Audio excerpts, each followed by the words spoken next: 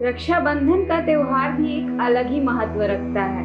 कहते हैं रक्षाबंधन के दिन बहन अपने भाई के कलाई पर राखी बांधती है और उनसे अपनी रक्षा का वादा लेती है। रक्षाबंधन के दिन केवल बहन अपने भाई के कलाई पर राखी ही नहीं बांधती है, बल्कि वो रक्षा सूत्र भी बांधती है, जिससे वो कामना करती है कि उसका भाई भविष्य में या फिर हमेशा सुरक्षित और सुखी रहे। हमारे साथ आचार्य जी मौजूद हैं, उनसे हम बात करेंगे कि रक्षाबंधन का मुहूर्त क्या है इस बार का और उसके अलग अलग क्या महत्व है। आचार्य जी, सबसे पहले आपका स्वागत है। हमारा पहला सवाल ये है कि रक्षाबंधन आखिर मनाया क्यों जाता है? देहि सौभाग्य आरोग्यम देहि मे परमं सुखम रूपम देहि जयम देहि यशो देहि यशो देहि शरणागति नार्तो परित्राण परायणे सर्वस्यापि हरिदेवी नारायणी नमोस्तुते। सर्वप्रथम आपका हृदय धन्यवाद। और आपने बहुत ही श्रेष्ठ प्रश्न पूछा कि रक्षाबंधन क्यों मनाया जाता है। हमारा जो सनातन धर्म है, यह सनातन धर्म पर्वों का धर्म है। अनेक प्रकार के पर्व, अनेक प्रकार के उत्सव हमारे सनातन धर्म में मनाए जाते हैं। और विशेष रूप से जो हमारे सनातन धर्म की जो माताएं होती हैं, वो बहनें होती हैं, वह परम सौभाग्यदायिनी होती हैं। हमारी बहनें, हमारी माताएं हर पर हर क्षण प्रत्येक की अभीष्ट इच्छार्थ, प्रत्येक की आयु आरोग्यता के लिए अनेक प्रकार के व्रत, अनेक प्रकार के उत्सव मनाती हैं। कभी अपने भाई के लिए, तो कभी अपने पति के लिए, कभी अपने पुत्र के लिए, तो कभी अपने व्यापार के लिए, कभी अपने पुत्र के सौभाग्य के लिए, पुत्र के आयु आरोग्यता के लिए अगर वो अहोई अष्टमी करती है, तो वहीं पति के दीर्घ आयु के लिए वो करवा चौथ का व्रत करती है।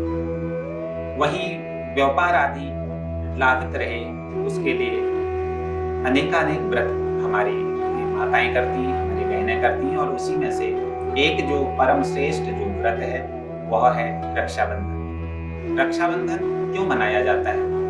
अपने भाई के आरोग्यता के लिए, मेरा भाई आयुवान रहे, मेरे भाई का यश बढ़े, मेरे भाई का सौभाग्य बढ़े, इसके लिए प्रत्येक बहन यह रक्षाबंधन का पर्व मनाती है और अपने भाई के दाएं हाथ की कलाई में लाल रंग का या पीले रंग का रक्षा सूत्र बांधती है। कहा गया कि अगर भाई के दाएं हाथ की कलाई में अगर लाल रंग का या पीले रंग का अगर रक्षा सूत्र बांधा जाता है तो उसकी आयु में वृद्धि होती है। क्योंकि लाल जो रंग है, यह लाल रंग सौभाग्य का प्रतीक है, यह लाल रंग पराक्रम का प्रतीक है, यह लाल रंग यश का प्रतीक है। अगर अपने भाई की वह बहन अगर अपने भाई के दाएं हाथ में अगर लाल रंग का यह रक्षा सूत्र बांधती है तो उसके भाई की आयु में वृद्धि होती है, उसके भाई का यश, उसके भाई का सौभाग्य संसार में बढ़ता है। वहीं अगर पीले रंग का सूत्र अगर बांधती है तो उस पीले रंग के सूत्र, जो पीला रंग है, यह पीला रंग विद्या का प्रतीक है। यानी उसका भाई की विद्या में वृद्धि हो, यश में वृद्धि हो, पराक्रम में वृद्धि हो, इसलिए वह बहन अपने भाई के हाथ में रक्षा बांधती है। तो सर्वप्रथम यह रक्षा सूत्र बंधना कहाँ से प्रारंभ हुआ, इस विषय में एक बड़ी ही सुंदर एक पौराणिक कथा प्रारंभ होती है। समुद्र मंथन जब हुआ, समुद्र मंथन में जब समुद्र का मंथन किया गया तो उसमें से अमृत कलश की उत्पत्ति हुई। इस अमृत कलश को लेकर के जब भागने लगे धन्वंतरी महाराज, तो पीछे से असुर भी भागे हैं और भगवान ने यहाँ पर मोहिनी रूप धारण किया। और मोहिनी रूप धारण करके भगवान ने सारा का सारा अमृत देवताओं को पिला दिया और अमृत पीने से देवता अमर हो गए और असुरों पर आक्रमण करने लगे। और सारे आसुरी सेना को इधर देवताओं ने, इंद्रादि देवताओं ने आसुरी सेना को धीरे धीरे समाप्त करने लगे। लेकिन जो असुरों के जो गुरु हैं शुक्राचार्य महाराज, इन्होंने मृत संजीवनी विद्या के माध्यम से असुरों को जीवित कर दिया। और असुरों के जो राजा हैं जिनका नाम है महाराजा बलि, इस बलि से कहा कि बलि, अगर तुम्हें देवताओं पर विजय प्राप्त करनी है तो इसके लिए तुम्हें एक यज्ञ करना होगा जिसका नाम है विश्वजीत नामक यज्ञ। और उस विश्वजीत नामक यज्ञ को महाराजा बलि करने लगे। और इधर देवताओं को बड़ी चिंता हो गई, अगर महाराजा बलि का यह विश्वजीत नाम का यह यज्ञ अगर सफल हो गया तो फिर राजा बलि स्वर्ग पर आक्रमण कर लेगा और स्वर्ग का राजा बन जाएगा। तो इस प्रकार से उन्होंने अदिति माता को नमन करते हुए एक सुंदर सा गर्भ धारण करवाया गया और अदिति के गर्भ से जब वामन की उत्पत्ति हुई, वामन देव ने राजा बलि के उस यज्ञ भूमि में जाकर के राजा बलि से 3 पग भूमि मांगी है। 1 पग भूमि में पूरा स्वर्ग नाप लिया, दूसरे पग भूमि में पूरी धरती नाप ली और तीसरा पग जैसे ही राजा बलि के सर पे रखा तो राजा बलि पाताल की तरफ चले गए। तो वामन बड़े प्रसन्न हुए, उन्होंने कहा बलि वरदान मांगो, मैंने तुम्हें इस पाताल का राजा बना दिया। तो बलि ने एक ही बात कही कि महाराज अगर आप मुझसे प्रसन्न हैं तो आप मेरे द्वारपाल बन जाइए। और यहाँ पर भगवान नारायण द्वारपाल बन गए हैं वामन इधर बलि के। इधर माता लक्ष्मी को बड़ी चिंता होने लगी और जब माता लक्ष्मी को बड़ी चिंता हुई तो माता लक्ष्मी ने एक ब्राह्मणी का रूप बना करके राजा बलि के राज्य में आई हैं और राजा बलि के लिए वह सुंदर भोजन बनाने लगी। अचानक से ना एक दिन श्रावण मास शुक्ल पक्ष की पूर्णिमा तिथि आ गई, जिसे रक्षाबंधन के नाम से जाना जाता है। इस दिन प्रत्येक बहन अपने भाई के हाथ में रक्षा सूत्र बांधती है। तो राजा बलि के उस राज्य में जो भोजन बना रही वह बहन अर्थात लक्ष्मी थी, वह रोने लगी। तो राजा बलि को बड़ी चिंता हुई और पूछने लगे कि क्या बात हो गई है, तुम क्यों रो रही हो? तो लक्ष्मी रूपी यह ब्राह्मणी बोलती है, आज श्रावणी का शुभ दिन है, रक्षाबंधन का दिन है। आज प्रत्येक बहन अपने भाई के हाथ में राखी बांधती है, रक्षा बांधती है, परंतु मेरा तो कोई भाई ही नहीं है, मैं किसके हाथ में राखी बांधूं? तो इस पर बलि ने कहा, अगर तुझे कोई आपत्ति नहीं है तो तू मेरे इस हाथ में राखी बांध दे। और जैसे ही लक्ष्मी ने बलि के हाथ में राखी बांधी तो बलि कहता है कि बहन आप कुछ उपहार के रूप में मांग लो। तो लक्ष्मी कहती है, अगर आपको उपहार के रूप में अगर कुछ देना ही है तो द्वार पर जो तुम्हारा यह द्वारपाल खड़ा है, इस द्वारपाल को मुझे पति के रूप में दे दो।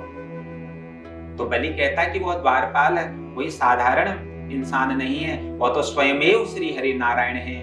माता लक्ष्मी अपने इस रूप में प्रकट हो जाती हैं और कहती हैं कि अगर वह तुम्हारा द्वारपाल कोई साधारण नहीं है तो मैं भी कोई साधारण नहीं हूँ, मैं भी लक्ष्मी हूँ। और बलि लक्ष्मी नारायण के सिद्ध चरणों में समर्पित हो जाता है और माता लक्ष्मी ने उसी समय वरदान दे दिया कि आज के दिन जो भी बहन अपने भाई के दाएं हाथ में रक्षा सूत्र बांधेगी, कलावा बांधेगी, राखी बांधेगी, तो उसके भाई को हमेशा दीर्घ आयु की उसे प्राप्ति रहेगी। उसके भाई के जीवन में कभी सुखों की कमी नहीं रहेगी, उसके भाई के जीवन में कभी धन की कमी नहीं रहेगी, उसके भाई के जीवन में कभी किसी प्रकार का कोई असाध्य रोग का प्रवेश नहीं होगा।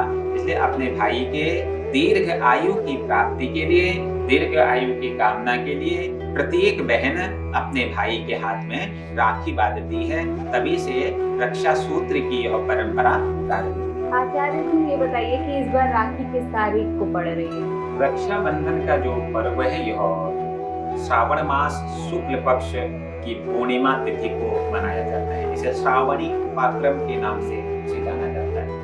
तो इस बार जो श्रावण मास शुक्ल पक्ष की जो पूर्णिमा तिथि है ये बहुत ही सुंदर योग में इस बार पड़ रही है, जो 11 अगस्त बृहस्पतिवार का पुनीत पावन दिवस है। 11 अगस्त बृहस्पतिवार और आयुष्मान नाम का योग, अगर तीनों की अगर गणना की जाए तो 11 एक चलित राशि है, यानी जब 11 जो अंक आता है इसको चलने का प्रतीक बनाया गया, यानी हमारा जीवन सुचारू रूप से चले, हम लोग आयुवान बने, जिस भी लक्ष्य को हम निर्धारित करें उस लक्ष्य पर अनवरत हमारी विजय प्राप्त हो। इसलिए 11 अंक चलित अंक का प्रतीक है। दूसरा, इस दिन बृहस्पतिवार का पुनीत पावन दिवस है और बृहस्पतिवार विद्या का दिवस है, बुद्धि का दिवस है। और तीसरा अगर देखा जाए तो आयुष्मान नाम का योग है, क्योंकि प्रत्येक बहन अपने भाई के हाथ में अगर राखी बांधती है तो उसकी यही कामना होती है कि मैं हर वर्ष अपने भाई के हाथ में राखी बांधूं, मेरा भाई आयुवान रहे, मेरा भाई यशवान रहे, मेरे भाई के जीवन में विद्या बुद्धि की कभी कोई कमी न रहे। इसलिए बड़ा ही पुनीत पावन यह दिवस आज इस वर्ष पड़ रहा है। आयुष्मान नामक योग और बृहस्पतिवार के संयोग से यह बड़ा ही पुनीत पावन एक त्रिविधा नामक एक योग बनता है। और इस त्रिविधा नामक योग में जो भी बहन अपने भाई के हाथ में राखी बांधती है, उसका भाई दीर्घ आयु को प्राप्त करता है। उसके भाई के जीवन में कभी सुखों की, कभी यश की कमी नहीं रहती। उसके भाई के जीवन में हमेशा उन्नति बनी रहती है। तो इस बार बड़ा ही पुनीत पावन अवसर रक्षाबंधन का पड़ रहा है, जो कि कई वर्ष के पश्चात यानी 55 वर्ष के बाद यह एक संयोग इस बार हम सबको प्राप्त होगा। और इस संयोग में जो भी बहन अपने भाई के हाथ में राखी बांधेगी, उसे हमेशा आयु, आरोग्य और यश की प्राप्ति। इस बार जो राखी बांधने का जो शुभ मुहूर्त रहेगा, ये 2 मुहूर्त इस बार देखने को मिल रहे हैं। एक तो 10:39 से 2 बजे तक का है, और दूसरा एक 4 बजे से 8 बजे के बीच का 2 मुहूर्त हमें इस बार देखने को मिलेंगे। जो प्रथम जो मुहूर्त है कि प्रथम मुहूर्त 10:39 से प्रारंभ हो रहा है। जो बहन अपने भाई के हाथ में राखी बांधे वो 10:39 के बाद ही बांधे, और 10:39 के बाद 10:39 से लेकर के 2 बजे तक बांध सकती है। फिर 2 बजे से लेकर के 4 बजे के बीच में रक्षाबंधन नहीं होगा, उस बीच थोड़ा विराम की अवस्था दी जाएगी। और फिर 4 बजे से लेकर के 8 बजे के मध्य द्वितीय बेला में बहन अपने भाई के हाथ में राखी बांधे। और इस मुहूर्त में अगर जब हम किसी भी चीज का, कोई मुहूर्त का जब हम विचार करते हैं, तो वह हमें अधिक लाभ देता है। हम लोग राखी बांधते तो हैं, रक्षा सूत्र बांधते तो हैं, लेकिन हम मुहूर्त का विचार नहीं करते, क्योंकि जो पंचांगों में जो मुहूर्त दिया जाता है वो गणनाओं के आधार पर दिया जाता है। कोई ऐसी गणना होती है जिन गणनाओं के आधार पर अगर हम उस गणना का उसका उपयोग नहीं करते हैं, या उस गणना का हम ध्यान नहीं देते हैं, या उस गणना का हम विचार नहीं करते हैं, तो जो हमें सकारात्मक जिससे ऊर्जा प्राप्त होने वाली होती है, उससे हमें नकारात्मक ऊर्जाओं का हमारे जीवन में संचार आता है। इसलिए योग नक्षत्र के आधार पर इस बार 2 प्रकार के मुहूर्त हैं।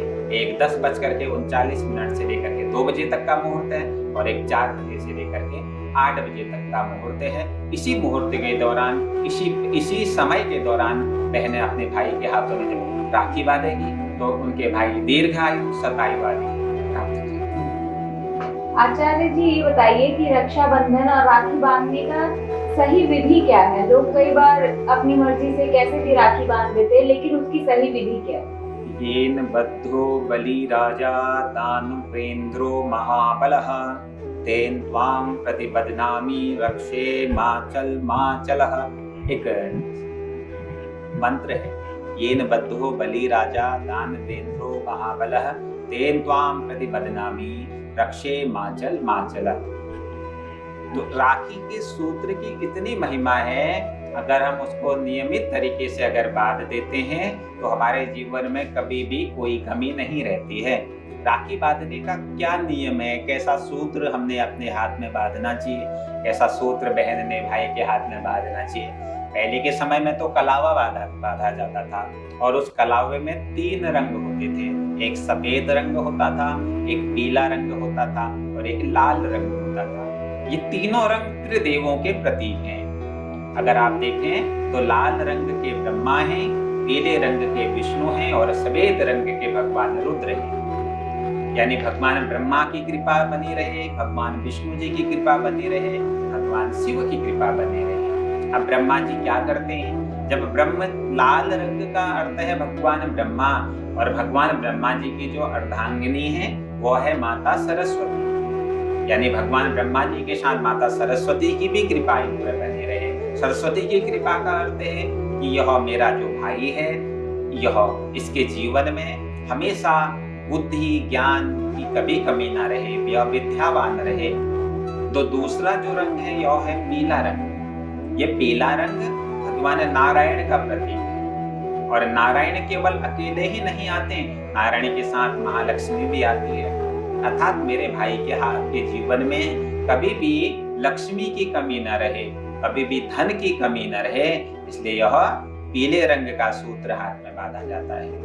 और तीसरा जो सूत्र है वह सफेद, अर्थात भगवान शिव। शिव का अर्थ है कल्याण, और भगवान शिव अकेले ही नहीं जीवन में आते हैं, भगवान शिव के साथ माता महाकाली भी आती है, और महाकाली काल का प्रतीक है। मेरे भाई के जीवन में कभी कोई आपत्ति ना आए, मेरे भाई के जीवन में कभी कोई कष्ट ना आए, इसलिए यह सफेद रंग का प्रतीक है। इसलिए ये 3 रंगी सूत्र अर्थात लाल, पीला और सफेद, ये तिरंगा जो कलर होता है ये त्रिदेवों का और त्रिशक्तियों का प्रतीक होता है। वर्तमान में तो लोग अनेक प्रकार की राखियों को बांधते हैं, न जाने उसमें क्या क्या बना होता है, लेकिन वास्तविक जो राखी है वो ये कलावा ही कहलाती है, रक्षा सूत्र ही कहलाती है। हम आज के समय में हमने अपने जितने भी त्योहार हैं, जितने भी पर्व हैं, इनको हमने दिखावे के रूप में हम इसको मनाते हैं, महंगी महंगी राखियां बांधते हैं। अच्छी बात है बांधनी चाहिए, लेकिन जो वास्तविक जो राखी का जो नियम है वो नियम ही यही है कि हाथ में त्रिरंग से परिवेष्टित एक सूत्र हमने हाथ में बांधना चाहिए। वो राखी भी बांधे जो बाजारों में मिल रही है आजकल आर्टिफिशियल वगैरह जो राखियां, उन्हें भी बांधे, उनका भी प्रचलन है। लेकिन साथ में उस राखी के साथ साथ एक कलावा जो बाजार में मिलता है, किसी भी पूजा स्थल पर मिलता है, उस पूजा स्थल से उस कलावे को खरीद करके सर्वप्रथम अपने भाई के दाएं हाथ की कलाई में उस रक्षा सूत्र को हम परिवेष्टित करें। कहा तो गया है कि 3 बार लपेटना चाहिए उसे 3 बार लपेटें और 3 बार लपेट करके उसमें फिर 3 गांठें लगाएं। यानी एक बार भगवान ब्रह्मा जी, दूसरे बार भगवान विष्णु जी, तीसरे बार भगवान शिव। ये 3 बार जब हम लपेटने हैं उसके बाद उस कलावे में हम 3 गांठें लगाएं। कलावा बांधने का भी एक नियम है, हम ऐसे करके जब हम मुट्ठी बांध लेते हैं तो हमारी ये 3 रेखाएं यहाँ पे एक्टिवेट हो जाती हैं, जागृत हो जाती हैं। तो ये जो बीच वाली जो रेखा होती है, ये बीच वाली रेखा हमारी आयु की होती है। इसलिए इस कलावे को जब हम इस हाथ में लपेटते हैं तो बीच वाली रेखा आयु रेखा हमारी जागृत रहती है, इसलिए हम आयुवान रहे। तो क्या नियम है राखी बांधने का? राखी बांधने के जिस दिन रक्षाबंधन हो उस दिन बहन को प्रातःकाल जागृत हो जाना चाहिए, सूर्योदय से पहले। आज के समय में तो कई ऐप मोबाइलों में भी है, पंचांग अगर आपको देखना नहीं आता तो आप मोबाइल ऐप के माध्यम से देख सकते हैं कि हमारा सूर्योदय किस दिन है, कितने बजे है। तो सूर्योदय से पहले करीब 1 घंटा पहले, मान लीजिए अगर हमारा सूर्योदय आजकल शायद 5 बजे हो रहा है तो 5 बजे से 1 घंटा पहले जाग गए, 4 बजे जाग गए और सूर्योदय से पहले हम स्नान करें और स्नान करके हम शरीर में पूजनीय वस्त्र धारण करें। पूजनीय वस्त्र 3 रंग के होते हैं, एक तो लाल रंग का वस्त्र, एक पीले रंग का वस्त्र और एक गुलाबी रंग का वस्त्र। वैसे तो सफेद रंग के वस्त्र भी पहने जाते हैं, लेकिन जो हिंदू परिवेश में तो एक सुहागन जो माताएं होती हैं उन्हें व्हाइट नहीं पहनना चाहिए। हाँ, तो सफेद के बदले आप गुलाबी पहन सकते हैं। ये 3 रंग के वस्त्र पहन करके आप अपने पूजा स्थल पर, जहाँ भी आपका पूजा स्थल घर में बना है, वहां पर बैठ करके जो भी राखी आप खरीद करके बाजार से लाए हैं उन राखी को आप एक थाली में रखें और उस थाली में थोड़े से अक्षत अर्थात चावल रखें, थोड़ी सी रोली रखें और उसके पश्चात आप सर्वप्रथम भगवान लक्ष्मी नारायण जी को नमन करें, क्योंकि इस दिन लक्ष्मी नारायण जी का पूजन होता है। माता लक्ष्मी और भगवान नारायण का पूजन करना चाहिए, दोनों से प्रार्थना करनी चाहिए कि जिस प्रकार से आप एक अखंडता का प्रतीक हैं, जिस प्रकार आपने बलि जैसे राजा के हाथ में राखी बांध करके उस पर आपने अपने इस पति को प्राप्त किया था, ठीक उसी प्रकार से मैं भी जो अपने भाई के हाथ में यह राखी बांध रही हूँ, इस राखी से मेरे भाई के जीवन में यश वृद्धि सब चीज की मेरे भाई को प्राप्ति हो, ऐसा प्रार्थना करके हम थोड़े से चावल अक्षत हाथ में लेकर के सर्वप्रथम उन राखियों के ऊपर थोड़े से अक्षत छोड़ें अर्थात उनकी प्रतिष्ठा कर लें और प्रतिष्ठा करने के पश्चात हम एक धूप जला करके, हम एक दीप जला करके, एक धूप जला करके हम उन राखियों का पूजन करें, अर्चन करें, वंदन करें और तत्पश्चात हम अपने भाई के मस्तिष्क पर तिलक करेंगे। तिलक करने का भी नियम है, याद रखिएगा। नीचे से पहले पीले रंग का तिलक करना चाहिए, पीले के ऊपर से फिर लाल और लाल के ऊपर फिर सफेद। कई लोग पहले पीला लगा लेते, पहले लाल लगा लेते हैं, उसके ऊपर पीला लगाते हैं, फिर अक्षत लगाते हैं। पहले पीला लगाओ, पीले के ऊपर से लाल और लाल के ऊपर से सफेद। अर्थात पीले का अर्थ है भगवान ब्रह्मा, भगवान नारायण, क्योंकि सर्वप्रथम नारायण की उत्पत्ति, नारायण की नाभि से ब्रह्मा जी की उत्पत्ति हुई। और फिर जाकर के भगवान रुद्र की उत्पत्ति हुई। इसलिए पहले पीला, पीले के ऊपर से लाल और लाल के ऊपर से सफेद रंग के अक्षत लगा करके हम अपने भाई का एक दीप जला करके पूजन करें। पूजन करके उसके दाएं हाथ की कलाई में हम राखी बांधें और राखी बांध करके अपने भाई को कुछ मिष्ठान खिलाएं। ये राखी बांधने का एक नियम भी है और ये राखी बांधने की एक विधि भी है। आचार्य जी, रक्षाबंधन को मनाने के भी कई सारे नियम होते हैं। उनमें से एक हम लोग ये भी सुनते हैं कि लोग कहते हैं कि रक्षा बांधने से पहले भाई को, उससे पहले बहन को कुछ खाना नहीं चाहिए, कुछ ग्रहण नहीं करना चाहिए। तो इसके पीछे का क्या कारण है? रक्षाबंधन का जो यह पर्व है ये वैदिक परंपराओं से चला हुआ आ रहा है और हमने देखते हैं अक्सर हम जिस भी देवता का पूजन करते हैं, यानी मान लो करवा चौथ का व्रत है तो शाम को जब चंद्रमा के हम दर्शन करेंगे या हम जब चंद्रमा का पूजन करेंगे, जब चंद्रमा को अर्घ्य देंगे उसके पश्चात हम भोजन ग्रहण करते हैं। ठीक उसी प्रकार से हम कोई भी पर्व मनाते हैं, जैसे हम दीपावली मनाते हैं। दीपावली में भी नियम ये है कि व्रत करो और व्रत के पश्चात जब भगवान लक्ष्मी गणेश जी का पूजन करो उसके बाद ही व्रत तोड़ा जाता है, व्रत तोड़ा जाता है। ठीक उसी प्रकार से यह रक्षाबंधन का पर्व है, ये रक्षाबंधन का पर्व भाई के लिए किया जाता है। मेरा भाई सताई रहे, दीर्घायु रहे। और यहाँ तक का वैसे शास्त्रों में तो ऐसा कहीं पर कोई नियम नहीं है कि भोजन नहीं करना चाहिए। लोगों ने इसको बना दिया कि भोजन नहीं करना चाहिए। हाँ, ये है कि हम जब भोजन कर लेते हैं तो भोजन करके जब हम बैठते हैं तो हमको आलस आता है। इसीलिए कोई पूजा जब हम लोग करते हैं घर में तो उसका कहीं पर, तो हमने तो अष्टादश पुराणों का अध्ययन किया तो उसमें कहीं पर ऐसा हमने नहीं पढ़ा कि भोजन मत करो, क्योंकि शरीर जो है वो खलु साधन का विषय है। ये शरीर ही सुरक्षित नहीं रहेगा तो हम कैसे ध्यान कर पाएंगे? ये शरीर ही सुरक्षित नहीं रहेगा तो अब कोई कर्म नहीं कर सकते, क्योंकि वर्तमानिक जो कलिकाल का जो शरीर है वो तो वास्तव में इतना कमजोर है कि अगर हम भोजन नहीं करें या कुछ नहीं करेंगे तो बीमार पड़ जाएंगे। इसलिए कहीं पर भी किसी शास्त्र में ये नहीं लिखा है कि आपको भोजन नहीं करना चाहिए। हाँ, ये जरूर लिखा है कि सात्विक भोजन करो और इतना ही भोजन करो जिससे शरीर सुरक्षित रह सके। क्योंकि हम भोजन जब करते हैं तो भोजन करने के पश्चात जब हम एक जगह पर बैठ जाते हैं तो हमें आलस आता है। हाँ, हमने भोजन किया, हम चल रहे हैं इधर उधर, तो चलने में तो क्या है कि शरीर में रक्त दौड़ रहा है तो हमें नींद नहीं आएगी। लेकिन जब हमको एक जगह पर बैठना है तो भोजन जब हम अधिक करते हैं तो उस समय नींद आती है। लेकिन ये जो हमारी जो परंपरा है, लोगों का अपना अपना महत्व है, लोगों का अपना अपना लोकाचार है। कई लोगों ने अगर यह बनाया है कि जब तक भाई को आप रक्षा न बांधे तक आप भोजन न करें, ये भी अच्छा है। तो इसके पीछे एक वैज्ञानिक, एक धार्मिक रहस्य ये हो सकता है कि जब हम ये पर्व मनाते हैं, चाहे दीपावली मनाते हैं, चाहे हम अहोई अष्टमी मनाते हैं, चाहे हम करवा चौथ मनाते हैं, चाहे हम वट सावित्री मनाते थे, ये जो भी व्रत है जिनसे किसी को सौभाग्य मिले, सौभाग्य की जिसकी प्राप्ति हो। जैसे करवा चौथ करते हैं तो उससे पति की सौभाग्यता की प्राप्ति होती है।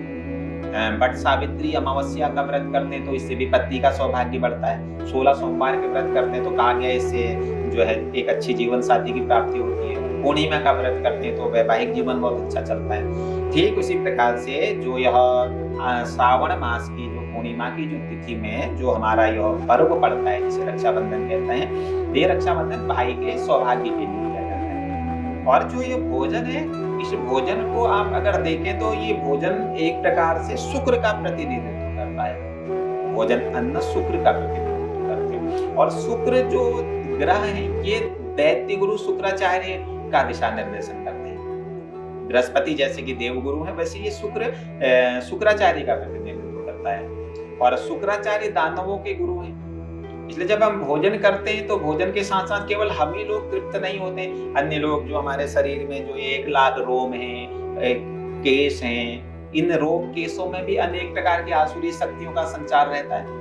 क्योंकि जब शरीर में प्रत्येक अंग में, जैसे गौ माता के प्रत्येक अंग में देवताओं का वास, उसे हमारे शरीर में भी जितने अंग हैं प्रत्येक अंग में कुछ ना कुछ देवता या कोई ना कोई पितृ ऋषि सब समाये हुए।